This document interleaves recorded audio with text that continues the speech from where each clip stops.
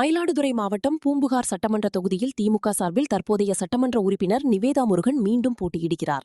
தொடர்ந்து தொகுதிக்குட்பட்ட பல்வேறு பகுதிகளில் தீவிர பிரச்சாரம் மேற்கொண்டு வரும் வேட்பாளருக்கு செல்லும் இடமெல்லாம் எதிர்ப்புகள் தெரிவித்த வண்ணம் உள்ளது.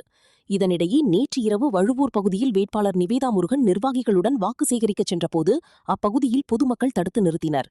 மேலும் தங்களுக்கு எந்த அடிப்படை வசதியும் செய்து தரவில்லை என ஏராளமான மகளிர் ஒன்று திரண்டு வாக்குவாதத்தில் ஈடுபட்டதால் பரபரப்பு ஏற்பட்டது. அப்போது கீழே இறங்கி வந்த வேட்பாளர் நிவேதா முருகனிடம் பெண் ஒருவர், உங்களுக்கு ஓட்டு போடும் அளவிற்கு நீங்கள் ஒன்றுமே செய்யவில்லையே என ஆக்ரோஷமாக கேள்வி எழுப்பினார். தொடர்ந்து பதில் பேச முடியாமல் திமுக வேட்பாளர் நிவேதா முருகன் அங்கிருந்து புறப்பட்டுச் சென்றார். பூம்புகார் சட்டமன்ற தொகுதி திமுக வேட்பாளருக்கு தொடர்ச்சியாக பல்வேறு பகுதிகளில் அதிருப்தி அலைகள் வீசி வருவதால் அவரது வெற்றி கேள்விக்குறியாகி இருப்பதாக அரசியல் வட்டாரங்கள் சார்பில் பேசப்படுகிறது.